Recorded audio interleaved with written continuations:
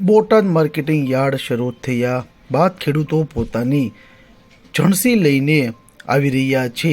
આ યાર્ડ કપાસની આવક માટે જાણીતું છે અને ખૂબ જ પ્રચલિત છે, ત્યારે દિવસે ને દિવસે કપાસની આવકમાં નોંધપાત્ર વધારો થઈ રહ્યો છે।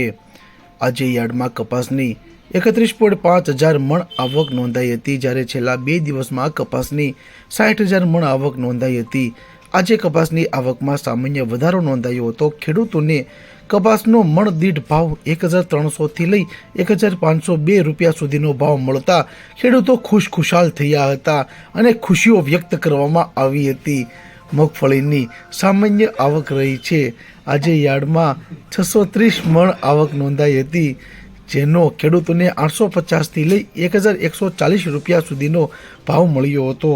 બોટાદ માર્કેટિંગ યાર્ડમાં અડદની હરાજી કરવામાં આવી હતી, જેના પ્રતિમણ દીઠ સૌથી નીચો ભાવ 900 રૂપિયા લઈને પ્રતિમણ દીઠ સૌથી ઊંચો ભાવ 1,540 રૂપિયા બોલાયો હતો। અડદના ભાવમાં 150 રૂપિયા જેટલો નોંધપાત્ર વધારો નોંધાયો હતો। બોટાદ માર્કેટિંગ યાર્ડમાં ઘઉંની હરાજી પણ કરવામાં આવી હતી। ઘઉંનો ભાવ 550થી લઈ 659 રૂપિયા સુધીનો બોલાયો હતો। માર્કેટિંગ યાર્ડમાં 208 ક્વિન્ટલ ઘઉંની આવક નોંધાઈ હતી।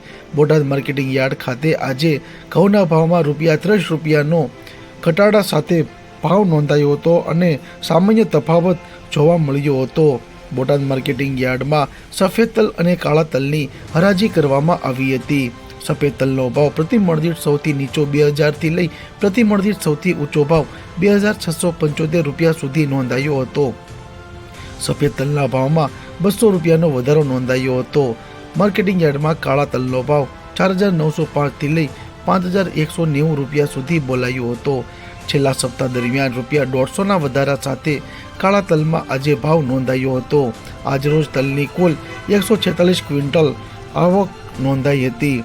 માર્કેટિંગ યાર્ડમાં જીરુની પણ હરાજી કરવામાં આવી હતી।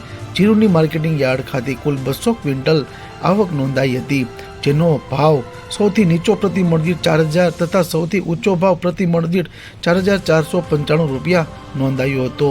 જીરુના ભાવમાં ₹20 રૂપિયાનો ઘટાડો નોંધાયો હતો। આજે ચણાની કુલ 15 ક્વિન્ટલ આવક નોંધાઈ હતી।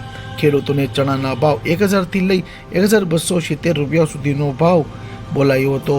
છેલ્લા 2 દિવસમાં ચણાના પ્રતિમણ દીઠ ભાવ ₹20 લેખે ઘટાડો થયો છે।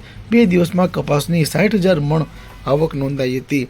બોટાદ માર્કેટિંગ યાર્ડ ખાતે માત્ર બોટાદ નહીં પરંતુ ભાવનગર, સુરેન્દ્રનગર, અમદાવાદ, અમરેલીના છેવાડાના ગ્રામ્ય વિસ્તારના ખેડૂતો પણ પોતાની જણસી લઈને આ યાર્ડ ખાતે આવી પહોંચ્યા હતા।